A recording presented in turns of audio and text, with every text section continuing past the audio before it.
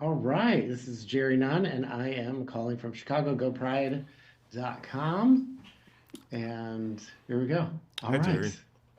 Hi, McKinley. I'm so excited to talk to you today. I loved your part in the show, but I will get to that Thank first. you. Um, First off, I'm in Chicago, but I grew up in Nashville, Hey. and I know Belmont. Like I know how conservative it is hmm and everything, and how was that studying there? I grew up in a very conservative Christian household, and so I my parents wanted me to go to Cedarville in Ohio, which is even more conservative. Uh, um, um, but when I visited Belmont, it was the one place that had a commercial music program. Uh, and I loved the city of Nashville, so I fell in love with it actually quite quickly, and I had a beautiful experience there. And I have that place to thank for being an actor because I did my first play there Oh, and joined the speech and debate team. Yeah, so my experience there was beautiful. that's awesome. Now, did you ever think about being in the closet in your career, or are you just like, I'm always going to be out? Um, that's a good question actually. Um, I think early on, I was still trying to figure out like where I am on the sort of spectrum, I guess. Uh, and I didn't even tell my parents because I wasn't sure if I would end up with a woman or a man or who it would be. But once I was sure of where I was, no. Uh, Mhm. for me, it is not a useful way of expending energy to be hiding, and uh, in a job that is so much about the revelation of self, to use energy that way, I don't think I could do my job at full capacity if I was doing that. So no. What ways are you like this detective, and which ways are you not like it? Um, well, the first one is related to your first question. I'm not closeted, so I'm not compartmentalizing my life in the way that Ledroit, um, in a way, has to. Um, uh, I think at his heart that Ledroit is an empath, and I think that's a thing that we have in common. Um, uh, and then I think he's really good at his job, and I think that's a thing that I strive for constantly. So that's the way that we are also similar. I love that. How was doing the hair? How was the hair? It's fun. I mean, like it makes me a little bit nervous when we start because it's like, what is this gonna look like? And you don't want to look like a dude walking around with like a cotton uh, ball on your head. So like uh, having the fittings early on and having some sort of reference photos for where we wanted to go with it. And then once we got through those first couple of fittings and started building things, it became clear to me that there was a way to do it that would look quite natural. And I'm very happy with the look, and it looks like quintessential '80s. So like, I think it works really well. Yeah, what kind of studying up did you do? Did you have to do ride-alongs with detective, or I don't know. What did you do for the role Uh, background? when the project came to me, I was doing a play on Broadway, and I literally closed the play on a Sunday. I got married on a Tuesday, and then I flew to Budapest that Wednesday to start working and shooting. So like there was almost no time. But the beauty of life is that like I am black and queer, so I don't have to really do research about that. I've lived in New York for over a decade, so don't really have to understand what New York is. And then the beauty of the acting journey is that I've played a bunch of cops and detectives and U.S. Marshals and FBI agents. So like a year before, I had done a job where I had been doing ride-alongs with Baltimore and New York police officers. So like all of that information and knowledge gets to come at play on this show. Yeah. Yeah. So I've started a new job working in a recovery center. And so Ah, it's interesting that I watch the film, watch the show, and then I'm actually in a recovery center, working for HIV prevention. yes. I'm connecting them to PrEP, people that are here for recovery. So it's weird how it all tied together with how important that show is and what that represents. Yeah. I I'm very proud that like while I think we're telling a really interesting story that is weird and beautiful, I think it's also capturing what it felt like to go through the AIDS epidemic in a very honest way.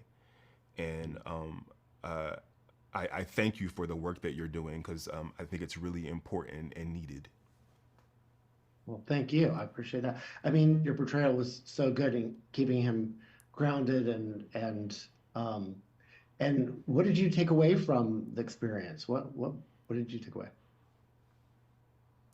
I think at its heart, at least for me, with Ledroit, this is a story about a man stepping into his power and understanding over time that he has to accept himself and be all of himself in order to be the change that he wants to see in the world. And that's something that I think not only every queer person can identify with and needs to understand, but every person can relate to that and take something from that that could be helpful to them. Hmm. Um, who did you really enjoy working with in the cast? What was that, you know? So, uh, about 7 years ago, I did a play called The Royale at Lincoln Center with Clark Peters. So, I was really excited when I showed up on set, and one of my favorite people was there. It's always exciting when you have built trust in a way with someone in a different medium, and then you get to sort of play on camera together. And I quite like him, so I was excited to work with him. Uh, uh, and this job was very much other than Clark, I had not worked with anyone else before, so it was meeting a lot of new people. And because of Ledroit's journey with Love on the show, there are two very special people, Wade Alain Marcus and Mark Gillis. I couldn't have been more. I feel like I lucked out. Because they couldn't have been more open-hearted and generous with me, and interested in fully exploring what it is that these people um, are experiencing heart wise. And uh, I just kept pinching myself over and over again with like being on this journey with them was really beautiful.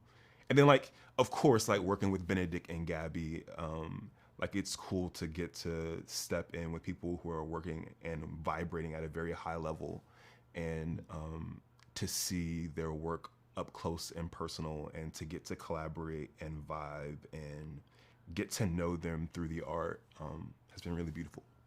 Hmm. I really liked a lot of the music they use in the Mm-hmm. series. I thought it was so good. They some of it like obscure songs that we don't hear all the time from that time period. It's actually a thing that surprised me as I watch episodes back is how much of a role music plays in the show. And I think it both pulls you back because music has this sort of power of making you feel like you're in a place and in a vibe, to pull us back into the 80s, to set us in New York. And I think it really helps with like the rhythm of the show as well. So I'm actually really excited by and was surprised by the use of music. Was it very immersive? Like, did you really feel like you were in that time period, or was it kind of just like a set? I mean, how was the? Um, I mean, there was this one day when, because we shot the first few months in Budapest and then the last bit in New York and New Jersey, excuse me. And like there was this one day when we were in Budapest, and they're like, oh, we're doing the exterior outside of the Lux and down the block. And I was like, well, how are we gonna do that? And we stepped in for rehearsal, and they had literally built a New York City block that we could drive through, and cars and buildings, and like it felt like I was stepping into a time portal. So that set specifically did not feel like a set. It felt like I was stepping back in time. And then the the interiors that we had in Budapest, because we spent so much time in a couple of those places, they started to feel like home in a way. So no, it didn't feel Hmm. like a set. It felt like home, and like stepping into a different world. That's so cool. Did you were you into puppets or were you into like, anything like Sesame Street, I definitely watched Sesame Street as a kid. There's Uh-huh. something uh, both otherworldly and a little bit creepy about puppets as an adult. Uh, Mhm. but I love the use of them in this show because it's both like whimsical and like a way to connect to children, but it's also like employing the imagination. And at the end of the day, like when we tell these stories, like whether it's the Muppets or Sesame Street or some other show, uh, Mhm. you're dealing with like these very sort of human things, but in simple ways that a child and an adult can appreciate. Mhm. And so I find it all really charming and a reminder to lead with love. Oh, I love that. Yeah. Well, and Benedict, it represents his addictions and things, and that was wild to watch, because everyone struggles with some form of addiction. So that was just it Yeah, resonated. it's like his internal turmoil made manifest into a puppet. Exactly. Yeah. Yeah. Um, is there a play you'd still like to do that you haven't done yet? A play? Yeah. Oh yeah. I mean, there's a lot of Shakespeare that I mean, I'm hoping I can rope Benedict into doing a production of Othello. Him Mm, as Iago and me as Othello. Uh, yeah. uh, uh, Hamlet. Hamlet came up a couple of years ago. I wasn't able to do, but I would love to do while I still can. Yeah. There's a lot of August Wilson that I want to do. I'm a big fan of Terrell Alvin McCraney, and I would love to do his play A Brother's Size. I just saw him Oh on yeah, Saturday night. I went to the Steppenwolf Gala, and he remembered me when I interviewed him for Moonlight, and he was nice, so sweet. Like, thank you for telling me and coming up and talking to me. I just love that guy. beautiful. Yeah, I love what he's doing in the world. So, mad love for him. Yes, absolutely. When are you coming to Chicago? We'd like to see you here. uh, uh, I, I've been to Chicago a couple times. When I auditioned for USC for grad school, that's where I auditioned in Chicago, and then I did an episode of Chicago PD, and then we shot a piece of Ozark in Chicago. But I would love to come back. I had a good time when I was there. That is awesome. Yeah. What upcoming projects do you have coming up? I just finished shooting another Netflix limited series called Zero Day. Okay. That's sort of like a political conspiracy thriller, and I got to act with Robert De Niro, so like that's a cool thing. And Mhm. then I think we're gonna be doing like a sort of festival circuit with Alan Brown's next film. It's called Other People's Bodies. Oh, Yeah. And okay. All then maybe right. we'll do a play off Broadway or on Broadway in the coming months, but I can't say much more than that right now. Okay. Yeah. I actually saw Eddie Izzard do Hamlet. Oh yeah. And so that was pretty great at Navy Pier, so in Chicago. Oh, beautiful. At Chicago Shakes is that? Yeah. Yeah, yeah. Okay. Yeah, it was. Yeah. Yeah. Yeah, it was really great.